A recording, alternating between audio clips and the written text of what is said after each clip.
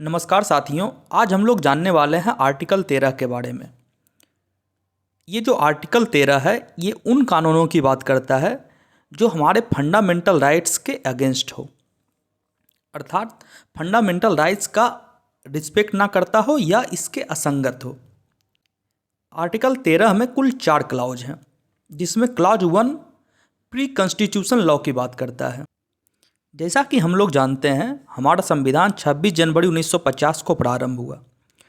तो हमारे संविधान के प्रारंभ होने से पहले जितने भी कानून हमारे देश में पहले से प्रभावशाली थे, उन सभी कानून को हम लोग बोलते हैं प्री कॉन्स्टिट्यूशनल लॉ। और संविधान प्रारंभ होने के बाद जितने भी कानून बनाए गए, उसको हम लोग बोलते हैं पोस्ट कॉन्स्टिट्यूशनल लॉ। तो आर्टिकल 13 का क्लॉज 1 ये प्री कॉन्स्टिट्यूशनल लॉ के बारे में बात करता है, अर्थात संविधान के प्रारंभ होने के पहले जितने भी कानून बनाए गए हों इस देश में। क्लॉज 1 के अनुसार वे सभी कानून जो भारत में संविधान प्रारंभ होने के पहले बनाए गए हों और वो फंडामेंटल राइट्स का वायलेशन करते हों, अर्थात फंडामेंटल राइट्स का रिस्पेक्ट नहीं करता हो या उसके असंगत हो, वे सभी कानून वॉइड डिक्लेयर कर दिए जाएंगे, अर्थात वैलिड नहीं होंगे। इसे और बेहतर समझने के लिए हमें 2 डॉक्ट्रिन को समझना बड़ा ज़रूरी है। पहला है डॉक्ट्रिन ऑफ सेवरेबिलिटी और दूसरा है doctrine of Eclipse. Doctrine of severability कहता है अलग करने का, टू सेपरेट, अर्थात यदि किसी लॉ में 5 सेक्शन हो और उस लॉ को इस फंडामेंटल राइट्स के छन्नी से पास किया जाए, तो वे सभी लॉ जो फंडामेंटल राइट्स का रिस्पेक्ट करते हैं वो इस छन्नी से पास हो जाएंगे, जैसे 2, 3 और 4। और बाकी जो फंडामेंटल राइट्स का रिस्पेक्ट नहीं करते हैं उन्हें यह छन्नी, फंडामेंटल राइट्स का यह छन्नी सेपरेट कर लेगा। तो ये है डॉक्ट्रिन ऑफ सेवरेबिलिटी। इसे हम समझते हैं ए.के. गोपालन वर्सेस स्टेट ऑफ मद्रास के केस लॉ से। इसमें प्रिवेंटिव डिटेंशन एक्ट का सेक्शन 14 को चैलेंज किया गया था। इसके अनुसार यदि किसी पर्सन को डिटेंड कर लिया गया हो तो पर्सन के पास कोई हक नहीं होता था कि कोर्ट में वो अपना डिटेंशन का ग्राउंड डिस्क्लोज करे, अर्थात सेक्शन 14 के अनुसार व्यक्ति अपना कैद होने का कारण कोर्ट में नहीं बता सकता था। तो ये हमारे फंडामेंटल राइट्स को वायलेट करता था। इसके कारण प्रिवेंटिव डिटेंशन एक्ट का सेक्शन 14 को रिमूव कर दिया गया। बाकी जो एक्ट था वो जस का तस प्रभाव में रहा। अब हम लोग समझते हैं डॉक्ट्रिन ऑफ इक्लिप्स के बारे में। ये कहता है टू हाइड, मतलब छिपा लेना। इस एग्जाम्पल में सेक्शन 1 और 5 ये हाइड कर लिया जाएगा डॉक्ट्रिन ऑफ इक्लिप्स के द्वारा, क्योंकि ये फंडामेंटल राइट्स के छन्नी को पार नहीं कर पाया है, अर्थात फंडामेंटल राइट्स को रिस्पेक्ट नहीं करता है 1 और 5। और जब कभी कॉन्स्टिट्यूशनल अमेंडमेंट होगा और वो यदि फंडामेंटल राइट्स का रिस्पेक्ट करना प्रारंभ कर देगा, तो इस कानून का ये सभी सेक्शन 1 और 5 ये प्रभावशाली हो जाएगा। इसे समझते हैं Bikaji versus state of MP के केस में। इसमें विरार मोटर व्हीकल एक्ट को चैलेंज किया गया था।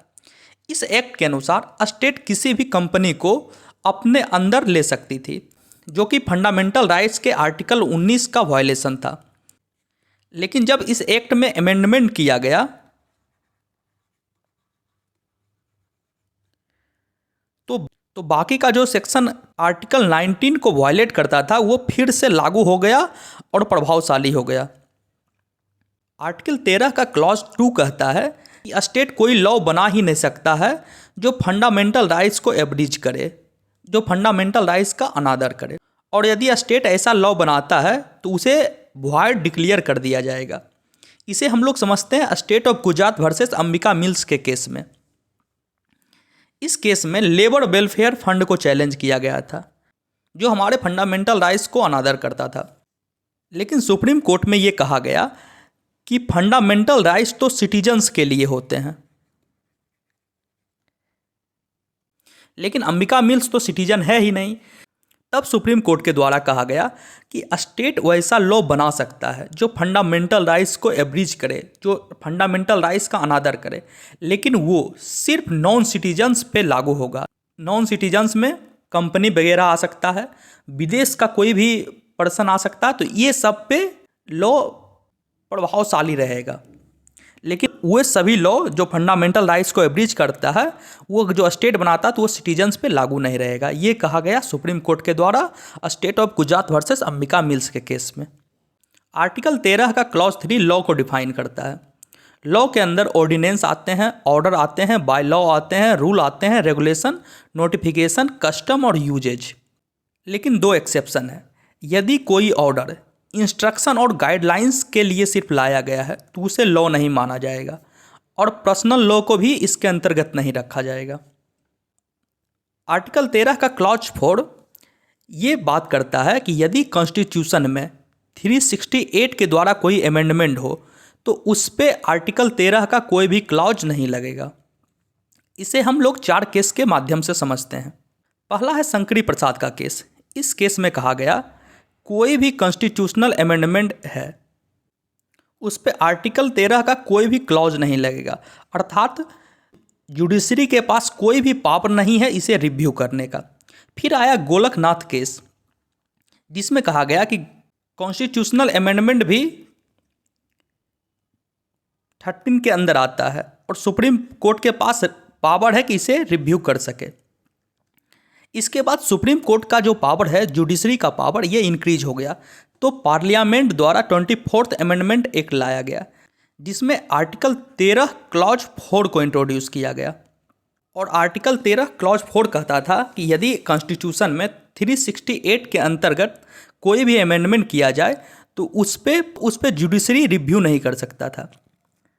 फिर अगला केस था केशवानंदन भारती केस।